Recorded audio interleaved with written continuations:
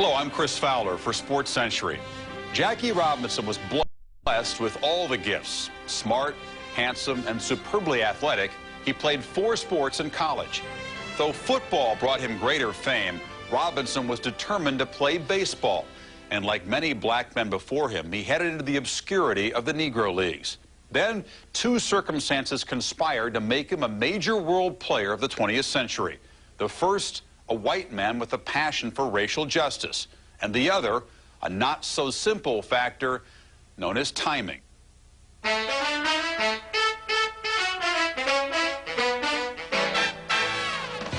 There was a great outburst of energy and optimism that hit right after the war. Not only had the war ended in triumph, but the whole long period that included the Depression had come to an end. It was replaced by a sense of possibility and optimism that had not been there for a long time. The post-war glow fell everywhere, it seemed, but not on the African American, who worked and struggled in a world apart, separate and unequal. It really was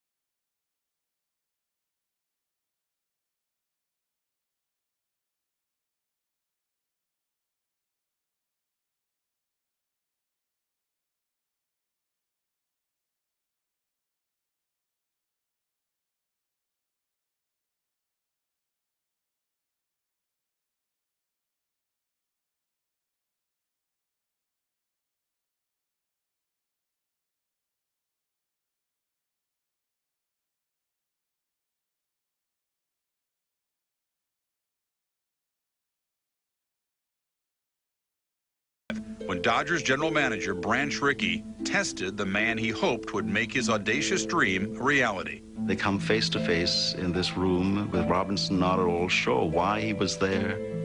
Rickey played the role of the racists and screamed all these racist epithets at him. Somebody strikes you across the face and calls you so-and-so. What do you do? Robinson said, do you want somebody who doesn't have the courage to fight back? And Rickey said, no, I want somebody who has the courage not to fight back. Jackie grasped the significance of what this meant, not only to him, not only to the Dodgers, to my grandfather, but to his whole race. I got on the horn, I said, this is all black battalions. I said, hear this, hear this, hear this. Woke everybody up. I said, Branch Rickey just signed Jackie Robinson to an organized baseball contract. They hooped, they hollered, they shot their guns. We didn't sleep much that night. In early 1946, owners voted 15-1 against blacks playing in organized ball. Realizing he was flying solo, Rickey assigned Robinson to the Dodgers spring training camp that had been discreetly relocated to Cuba. With manager Leo DeRocher presiding, the great experiment had hardly got underway when tension from within threatened the team's stability on a trip to Panama. On that first trip, I would say that the other boys, myself included, were not enamored about sitting at the table with Jackie. Dixie Walker actually put it in writing. I'm very aware of the petition because it was brought to me by a couple of ball players and I gave it back to him. I wouldn't sign it. Leo hears from one of his coaches, players are going to sign a petition. So it's 2 in the morning, he wakes up his coaches, get everybody. And Leo says, I hear you got a petition going around that you won't play with Robinson. Well, I want to tell you what you can do with your petition. You can wipe your ass with it. I would play an elephant if he had talent, and I would send my own brother home to make room for him. Now go back to bed, and I don't want to hear another word about the petition. And Mr. Rickey called for us one-on-one and said, I understand that there's some objection to Jackie Robinson joining us. If he can do better than the other man we've got, he's going to play. You understand that? Yes, sir. When Robinson was ready for the majors 1 season later, rumors of player strikes spread like brush fires throughout the league. Dousing one such fire was a strongly worded telegram to the Cubs from Commissioner Happy Chandler. National League President Ford Frick dealt personally with another on the Cardinals. Ford Frick was president of the National League at the time. And he heard that 3 players with the St. Louis Baseball Club had decided they would not get on the field with Jackie. And he said, gentlemen, he said, I understand you're not going to play today.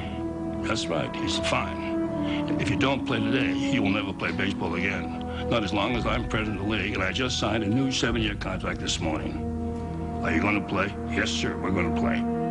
But once play began, the Dodger rookies suffered an unremitting torrent of racial abuse. From the stands, we could hear, hey, Robinson, king of the niggers. Or, hey, baboon, why don't you go back to the jungle? They threw black cats on the field. They threw watermelons on the field, you know, and hey, boy, give me a shine. Word got around that he was instructed not to retaliate.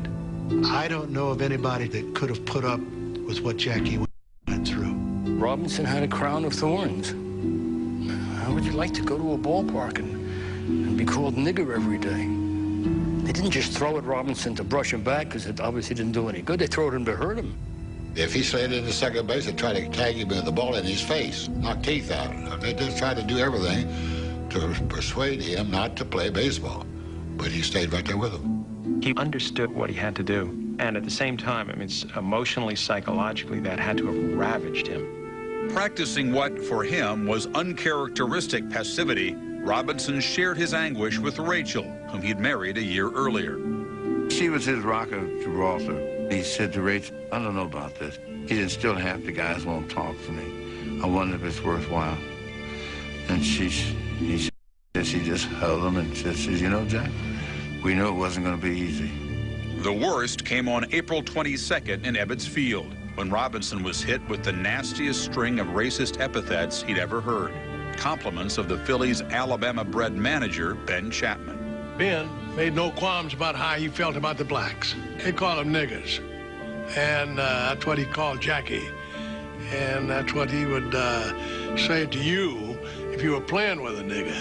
How can you play with a nigger? Playing out of position at first base, Robinson heard every slur, every insult hurled from the stands and the visitors' dugout. The batter's box was even more hazardous. After an 0-for-20 stretch in April, rumors flew that he would soon be sent down. Jackie said, man, this is it. I think this is the day I'm going to blow up. He said, then suddenly Reese came over and put his arm around me and says, forget those guys, Jack. Let's play. Here's this Southern boy, walks over and puts his arm on Jackie, gesturing, saying, hey, this is my teammate. I accepted him. Why don't you do the same? Finally, players like Richie Ashburn told the Phillies, hey, get off of this guy. You're making him better. And that was true. Surviving his fierce baptism of racial fire, Robinson burned brilliantly through the summer. He led the Dodgers in 7 offensive categories, won Rookie of the Year, and took his teammates to the pennant. His success thundered throughout America's black and white communities, raising the bar of expectations for an entire race. Jack Roosevelt Robinson was born on January 31st, 1919 in rural Georgia. He was the fifth of five children, and when Jackie was a year old, his father had left the family, and his mother took those five children and moved to Pasadena. Mally was the central influence on his life, beyond a doubt. She taught him restraint and optimism in the face of adversity, the feeling that somehow he would win out. She worked mainly cleaning other people's houses, but earned enough money to buy her own house. She bought into this place, which was on Pepper Street, among whites. She was the first, hers was the first black family there. When the white neighbors tried to drive her out, she refused to go. So the model that Jackie had was one of pride, was one of strength, was one of ambition. Robinson ran with a group of neighborhood kids who sometimes walked on the wild side. The Pepper Street gang was not a gang like we think of gangs today, you know. It was just a gang of guys. We did a whole lot of mischievous things. We would rape somebody's fruit trees and things like that. In his adolescent years, he definitely got twice into trouble with the police, but in both instances it had to do with Robinson refusing to run away when other people were running away and talking back and challenging authority. Robinson successfully channeled that anger through 4 sports at Pasadena Junior College, where he gained the reputation of a hard-nose. He was out there to win and wasn't satisfied unless we did win. He didn't take any guff, and if you did something dirty to him, watch out, because down the line he probably would get back at you. By the time he was through with Pasadena, no one could tell him that he could not compete athletically with whites. No one could tell him that he couldn't exist socially with whites. He was proud of who he was. In 1939, Robinson, at 20, transferred to UCLA, where he drew national acclaim as a halfback for the Bruins. All I knew growing up in New Jersey, when you go to the movies on Saturday, they show some sport, and you see this guy from UCLA running football and pointing and running. You just knew he was a heck of a football player. It was nothing for Jackie Robinson to play in a doubleheader at UCLA, play the first game, get in a car, be driven down to the Coliseum, set the Pac-10 long jump record, go back out and play the second game of the baseball game. When I was a youngster growing up in Southern California, I idolized Jackie Robinson. There wasn't a sport he couldn't play. Tennis, golf, you name it, he could play it. Ping pong, he was just an outstanding athlete. He was as great an athlete, probably all-round athlete, as we have seen in this country in this century. The first student in UCLA history to letter in 4 sports, Robinson suddenly dropped out of school in his senior year, convinced that his chances of finding gainful employment would be no better had he stayed to get a diploma. His brother Mac had a college degree from the University of Oregon. His brother Mac also had been a great athlete, and he had been unable to get anything better than a janitor's job in Pasadena. I don't think he ever thought he would be a professional athlete in any serious way because of the color of his skin. Barnstorming with an all-black football team, Robinson landed in Hawaii, playing halfback for the Honolulu Bears in the fall of 1941. On December 5th, he left for the States. 2 days later, the date that President Franklin Roosevelt declared would live in infamy befell Pearl Harbor. The following April, Jackie was in the Army. Assigned to Fort Riley, Kansas, he had applied for officers candidate school only to learn that he was not eligible, that they were not allowing African Americans. But in the midst of almost certain rejection, fate smiled on Robinson when an enlisted man by the name of Joe Lewis was detached to Fort Riley on temporary duty. Lewis was a sergeant, but needless to say, he was not your ordinary sergeant. And Robinson sought out Lewis to see if there was anything he might do to make sure that they set up a class of black officers. Jackie was on the drill field in the last phases of officer candidate training with a senior officer. He referred to a black soldier's a stupid nigger, son of a bitch. Jackie, I said, just a minute. That man's a soldier in the U.S. Army. Nigga, that goes for you, too. Well, all of a sudden, that senior officer, he had no teeth. Not disciplined in an official way, Robinson instead was dispatched to Fort Hood, deep into the segregated heart of Texas. Once more, he challenged the racial status quo. The Army had recently ordered that buses on military bases were to be integrated, and Jackie was aware of that. So when a civilian bus driver ordered him to get to the back of the bus on the military base, he refused. So 11 years before Rosa Parks ignited a revolution, the same act, Robinson was pioneering that gesture. Court-martialed for insubordination, Robinson was exonerated and was honorably discharged in November of 1944. The following year, he was playing shortstop for the Kansas City Monarchs of the Negro National League. Still again, his moral resolve in the face of common everyday racism turned heads and minds. The Monarchs had been going to a filling station in Oklahoma for 20 years, and they'd never gone to the restroom. A sign on the door said, "White men only." As Jackie gets off the bus and starts walking to the restroom. Man said, "Boy, where you going?" Say, "I'm going to the restroom." He said, "Boy, you know you can't go to that restroom." Jackie said, "Take the hose out the tank." From that day on, the Monarchs never got gas at the station. We couldn't go to the restroom. Jackie changed our thinking. He said, "This is America, man." Soon, all of America would begin to learn about Jackie Robinson. When Branch Rickey assigned Robinson to the Dodgers AAA Farm Club in Montreal, Robinson began playing what had been his weakest sport in college as though he were born to it. He won the 1946 International League batting title with a .349 average and led the Royals to victory in the Junior World Series. Meanwhile, his manager regarded him as a curiosity. He played for a manager from Mississippi, Clay Hopper. Robinson had made some sort of incredible base-running play, and Rickey said that was just the greatest thing I've ever seen a human being do.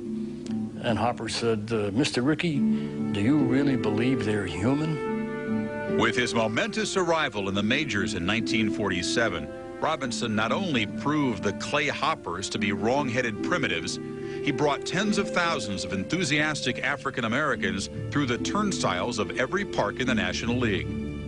He would come to city after city, and the clergy in that city and the African American newspaper in that city would say, "Jackie Robinson is coming, go to the ballpark and behave very well and dress properly." And they wanted to make sure that African Americans who went out to see this exemplar on the field were exemplars in the stands. The outcome basically was that the Negro Leagues were destroyed. The Negro Leagues provide work for black businesses, for secretaries, for black newspapers who do the advertising. And if you think those jobs, once we integrate, are going to go to black people, you're nuts. At one point, a white writer asked me, didn't I realize that a lot of colored people were losing their jobs? And I told him that Abraham Lincoln was equally responsible, perhaps, because he put 400,000 black colored people out of jobs. That was the price of integration. Robinson was playing first base in a game in St. Louis, and Slaughter stepped on his ankle, running down to first, deliberately. Drew a little blood, stood on first base, spit out tobacco juice, looked him in the eye. Robinson didn't say anything. Nothing. 2 years later, they're in Brooklyn. Slaughter hits a shot off the right field wall. Robinson's playing second. The throw comes into second. Robinson tags Slaughter full in the mouth, knocking teeth out, drawing blood, and said to him, "I never forget." In 1949, after 2 lip-biting major league seasons, a hidden side of Robinson began to emerge in all its manhood. After 2 years, Mr. Rickey took the gag off, and it just burst out of Jackie. From then on, he was a guy who could vet his anger, and he had quite a lot of feuds with different people, especially with the Giants. Sal Magley was a great pitcher for the Giants. He'd either hit or he'd throw very close to Jackie. There was something between them evidently, because one time Jackie bunted towards first base, and he was hoping that Sal would come over. Well, as it turned out, Davy Williams caught the ball from Sal, stepped into the base, and Jackie just ran right over him. Davy was never the same. Robinson was not a pacifist. He had a temper, and an amazing vocabulary of four-letter words. They called him Ty Cobb in Technicolor. He was very aggressive. He'd do anything if you got in his way, he'd knock you down. Guys would say things to Jackie, and Jackie says, let's go right under the stands and let's meet. And guys say, okay, and they take 2 steps, and they change their mind and come back. Hard as he was on the opposition, Robinson did not spare his own teammates from his wrath. If he thought I wasn't putting out or I was down a little bit, he'd come in and chew me out, or he'd look at me from second base and say, hey, let's go. Cut out the crap, let's go. But his toughness, intelligence, and courage were only 3 of his many parts. A 4th changed the majors almost as much as the color of his skin. Jackie Robinson was Showtime. Jackie Robinson brought to the major leagues the style of the Negro Leagues. Dancing around, taunting pitchers, making them commit balks, making them, throw the ball out of the strike zone. Not even Ty Cobb, I don't think, played the mind games that Jackie played with people. We never saw a player who could get on first base and turn the whole game around by jumping up and down, getting the pitcher to throw over. Ball is down the right field corner in Ebbets Field. He goes to third base, then he steals home. He's the only player in my entire career that in a clubhouse meeting we followed around each base. They'd say, now if he gets on first, hold him close. Don't let him get a walking lead because he can steal it. Get on second. You got to watch him there because he gets a bigger lead off second and does off first, he'll steal third. And if he gets on third, look out now, he can steal home. There's a picture down in Vero Beach in Dodgertown of Jackie in a rundown, and there's 7 Philadelphia Philly players between home plate and just in back of third base. 7 of them and Jackie in a rundown. And Jackie ended up scoring a run. He was safe. 1949 was Robinson's finest season. He won the MVP with a .342 average and led the Dodgers to their 2nd pennant in 3 years. At 30, he was universally regarded not only as the first black in the majors, but as a great player. When you consider that the man played in 4 World Series, 1 at first base, 1 at second base, 1 at third base, and 1 in left field, you have to know immediately what kind of ability he had. Averaging .323 between 1950 through 1954, Robinson led the talent-laden Dodgers against the Yankees in 2 more World Series, losing both. But in 1955, they were bums no more, beating New York in 7 games for the first World Championship in franchise history. I happened to be in the borough of Brooklyn on that afternoon. It was just a wonderful moment to be riding the subway back in toward Manhattan and hearing the bells going off all over Brooklyn. Although Robinson's average had plummeted to .256 during the season, he set the tone for victory with his 19th career theft of home in Game 1 of the World Series. Worn by hustle, drained by the cruel demands of history, Robinson, at 37, was on his last legs in 1956. In his 6th World Series in 10 seasons, Robinson's battle against time was underscored in Don Larson's perfect game. Jackie Robinson led off the 2nd inning, hit a line drive to Andy Carey, and the ball rolled to McDougal, who was coming over that way, and threw Jackie out, boom, boom. The year before that, he might have beaten it out. What the Dodgers decided to do was trade him to the Giants, sold him for $30,000 and a routine pitcher named Dick Littlefield. What a way to treat Jackie Robinson. This icon, this integrator, this pioneer, to sell him like an old shoe. And he said, no, I'm not going to the Giants. I'm a Dodger. I'm blue. So he quit. Between 1947 and 1956, 7 Rookies of the Year and 6 MVPs were bestowed on black players in the National League. But such dominance at the top was not reflected throughout the major league rosters. In Robinson's last season, 51 non-whites were sprinkled over 16 teams. Race relations in the major leagues had not improved all that much. A black player still had to be better than average. Blacks were never reserves. You either started or you're in the minors. The bench was white.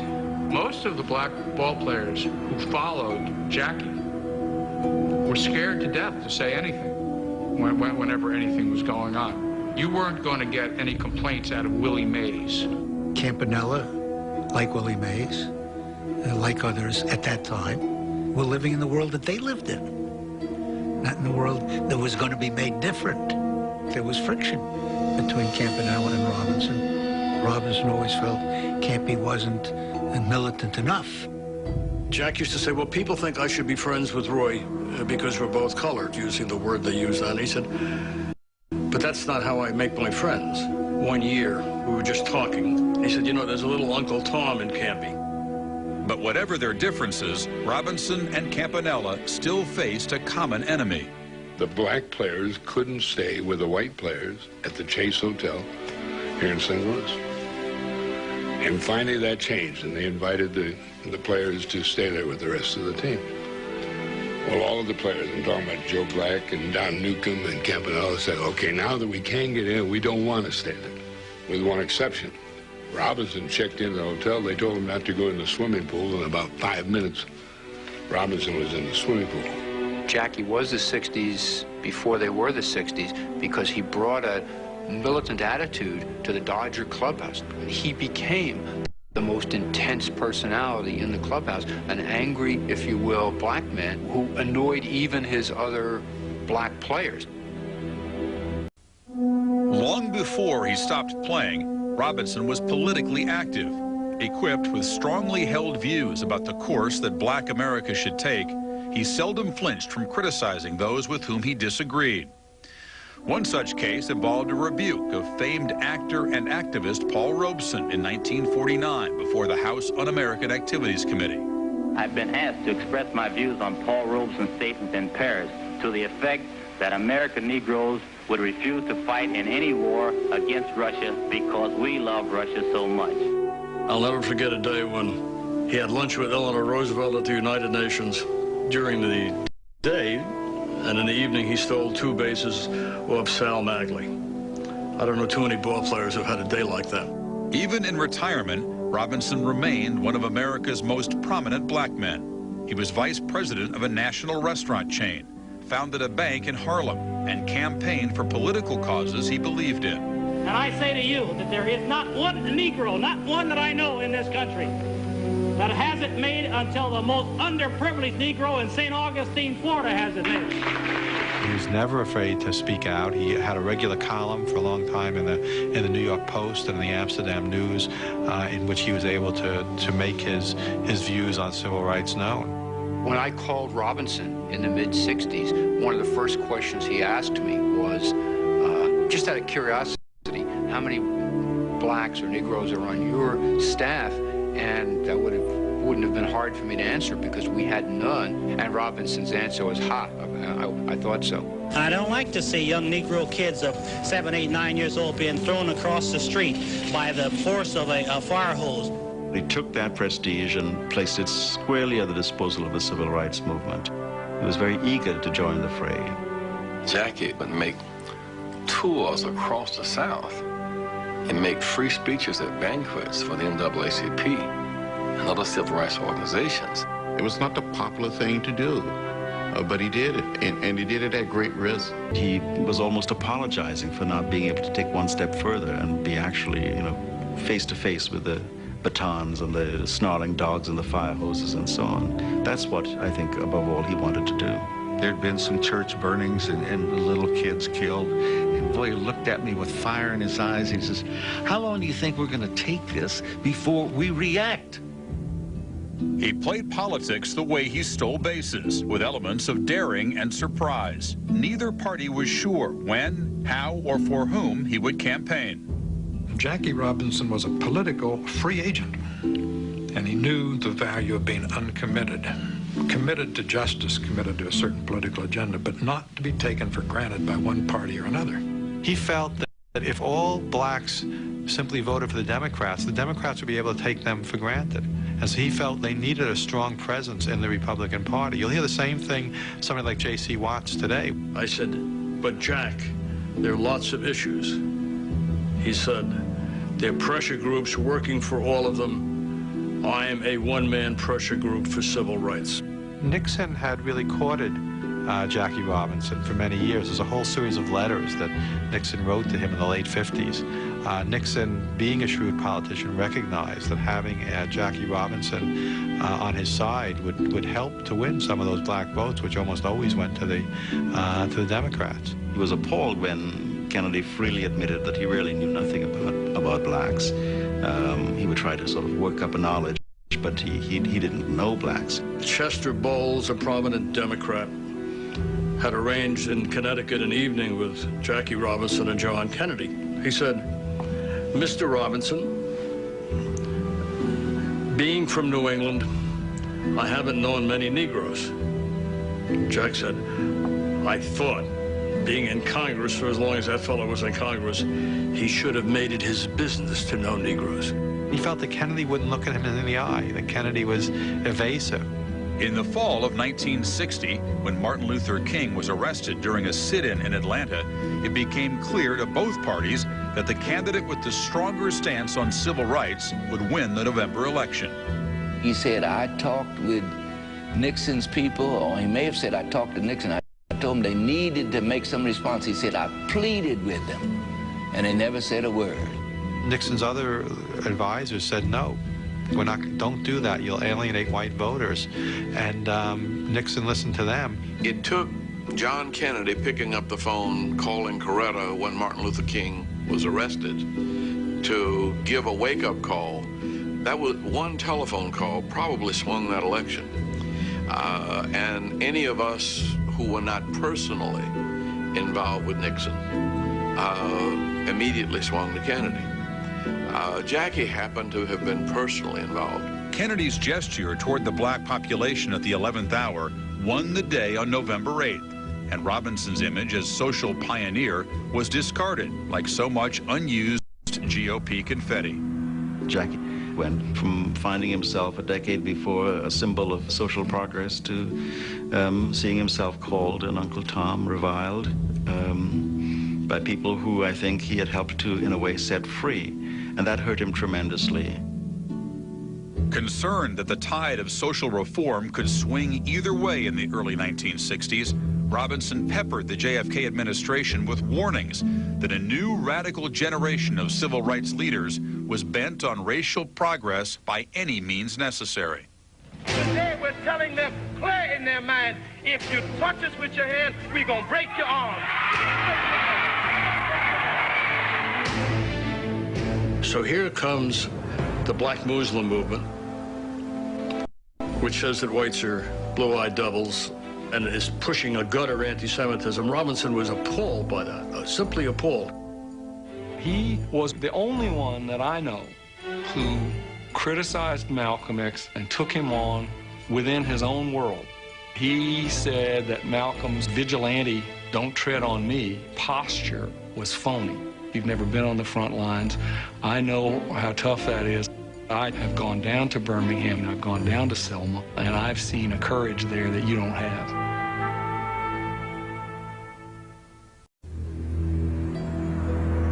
Beyond the frustrations of his public life, Robinson was anguished by what was happening to his oldest son, Jackie Jr. His father was a walking god, and Jackie Jr. was not that kind of person. I mean, he was a guy who had to find his own way and his own identity. At some point, he stopped trying. And then he goes off to Vietnam, has people, friends killed all around him, turns to drugs, and it's a familiar story in some ways. A news reporter called his office and told him, "Your son's just been arrested on drug charges." We all met as a family. We went to the jail as a family. We checked on Jackie first, and then my father went up and dealt with the press. My dad said, "You know, I'm responsible. I take personal responsibility for this because I couldn't get to my child. Look, it happened in my home. It could happen in your homes." There was a real recovery program that he entered, and he began to turn his life around. And then, I mean, the irony of ironies, he died in a car crash. He just agonized. He said, "Carl, all the kids I've talked to," he said, "all the places I've been," he said, maybe I didn't spend enough time with my own son. It was very, very moving and touching service. We went out on the street, and Jack was talking to young people on Green Avenue in Brooklyn, telling them about drugs, telling them about the hell that heroin would take them to. He'd come in there weeping with grief at his son, and he came out helping the young people. Hemingway says courage is grace under pressure. There was grace under pressure. His spirit broken, Robinson's physical condition worsened after his son's death in 1971. He was losing an extended battle with diabetes. He could hardly see. In fact, I asked him to sign something for me, and it was upside down. And he was signing it upside down. I had to turn it around. There was one day when I no longer could deny, that my father was getting sicker. He walked slower, and he had the limp, and he was going blind. Standing on the corner of 7th Avenue and 52nd Street, I heard a voice that I recognized, and listen, I don't mean any harm, but would you just let me hold your shoulder? I don't see so well. I just would like to help to get across the street. And it was Jackie Robinson. He was a guy who, in his 40s, looked like he was 70. With his life draining out of him, Robinson doggedly waged the war he started 25 years earlier. When asked to attend the 1972 World Series, he refused, citing as his reason the absence of a single black manager in the major leagues.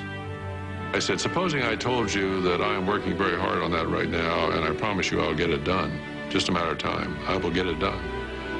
Would that make any difference? And he said, I'll think about it. So I think he called me the next day or two, and he said, yeah, I'll do it, because of that promise. Jackie didn't like promises.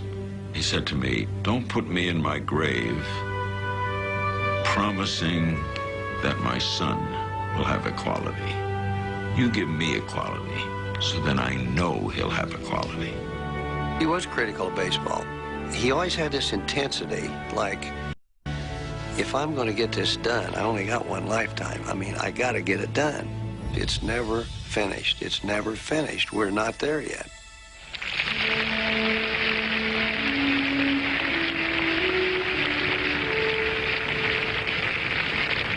I'm extremely proud and pleased to be here this afternoon, but must admit I'm going to be tremendously more pleased and more proud when I look at that third base coaching line one day and see a black face managing in baseball. Thank you very much. That was Robinson. He spoke his mind. He stood up and said what he wanted to say, and with that, he exited the stage. Jackie Robinson died today. He was 53 years old, and he died of what appears to have been a heart attack at his home in Stamford, Connecticut.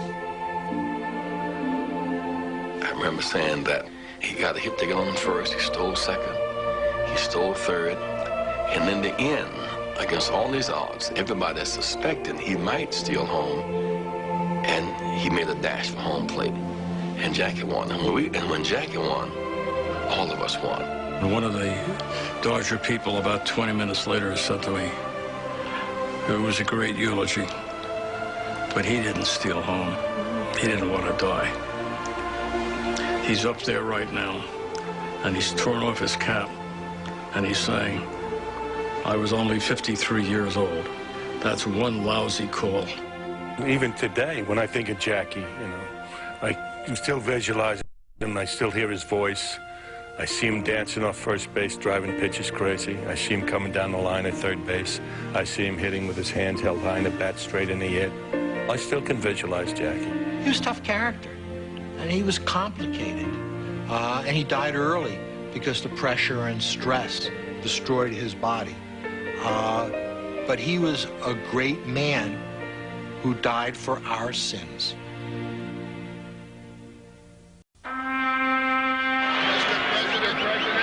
Mrs. Robinson, ladies and gentlemen, throughout its long history, Major League Baseball has operated under the premise that no single person is bigger than the game. In honor of Jackie, Major League Baseball is taking the unprecedented step of retiring his uniform number, number 42, in perpetuity.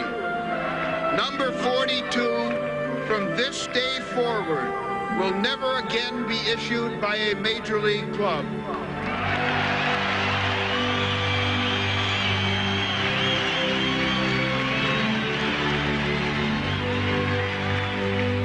Whatever success I've had in professional baseball is simply because Jackie Robinson paved the way for me to get where I am today. There's no way that I could have put up what Jackie Robinson put up with. Brian Strickey asked Jackie Robinson not to fight back and not to talk or say anything for 2 years. He just had to accept it. If someone told me to do that today or 5 years ago, no way I could have done that. I was summoned once by Walter O'Malley to meet a guest in the box. And the guest was a California politician who was out of work. And he was staring at the game and staring at the game, and this man knew some baseball, and I could see that his focus was Jackie Robinson and that he was having his eyes open and his mind open by the presence of number 42, the black man on the field. And that man's name was Earl Warren. He would be the Chief Justice and the architect of the integration of schools. There's no doubt that the most important African American in our history was Martin Luther King. There is, I think, similarly, no doubt that the second most important, and not second by much, was Jackie Robinson. Jack Robinson's impact was greater than just that of baseball. He was a transforming agent. And in the face of such hostility and such meanness and violence, he did it with such amazing dignity. He helped to set the course for the country. Were there better baseball players than Jackie Robinson? Yeah. Were there more important baseball players than Jackie Robinson? Who?